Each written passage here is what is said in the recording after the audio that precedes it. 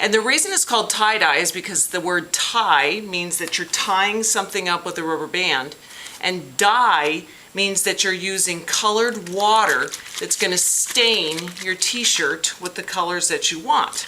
So the first part of tie-dye is to tie the shirt. Now I've already done this for you, but I want to show you how to do it so that if you want to do it at home, you can. What you do in order to get the swirl pattern that I have here on my tie-dye t-shirt is that you start with the center and you twirl the t-shirt. And Annika, if you want to come over here so they can see it. And we twirl it, and as you see, I'm starting to twirl the fabric up. I'll keep going and going and going, and eventually I'll tuck all the sides in, and just to make sure that it doesn't move, I secure it with a rubber band.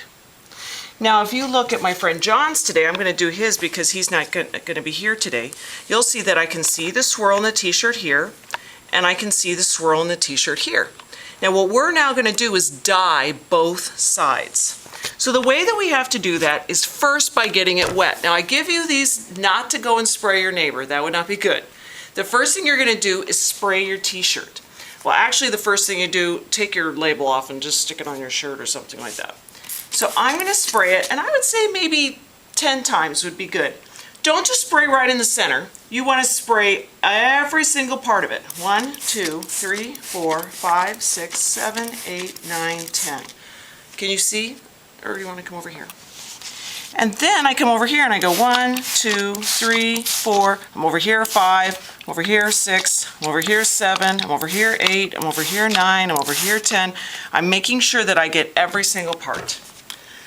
Here's where it starts to get fun. You're going to take the paint, and I will have already shaken it so that you don't have to do that. And you almost want to think of your shirt as a pizza.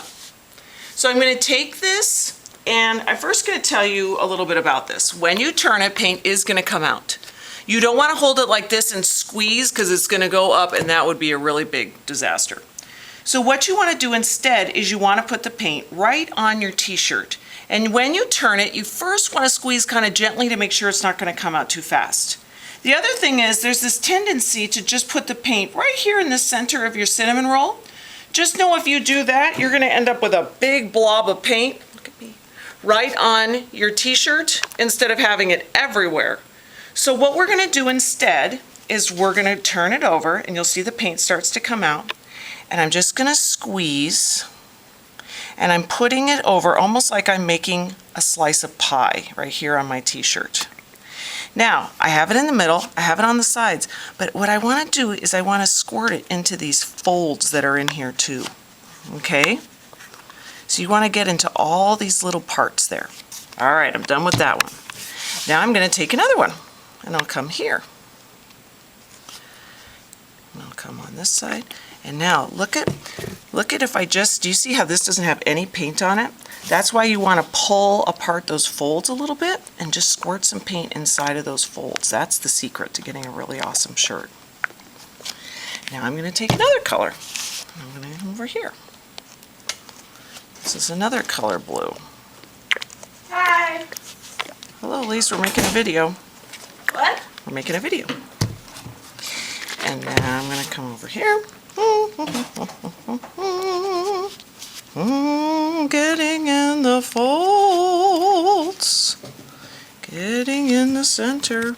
And now because I have another space, I'm not going to go back to blue. Maybe I'll do something the opposite. Come over here. Now you might be, oh, boo-hoo, I'm finished. Well, guess what? You're not. Now, here's the deal. Let's say that you get, in the process of doing this, you end up with some paint on the table. Do you see how I have paint here?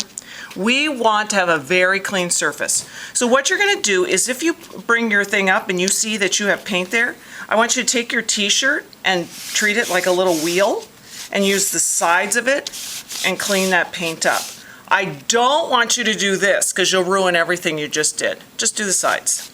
Now guess what? You may think you're finished, but we now have to turn it over and do the same thing again. So I'm going to go here, making sure to get all the parts into the folds. Ugh. Try not to get any on yourself or your neighbor. Into the folds. Just poke that thing right on in there. There we go. This one's a little thick. Into the folds we go. Here we go. Putting it into the folds. Your thumbs are going to get a little dirty, but that's what the sink is for, so you can wash up later. And finally here into the folds. Now, when you're finished and you've shown this to your teacher and she says, yep, you're good, you may then take off the rubber bands and you may carefully open up your shirt.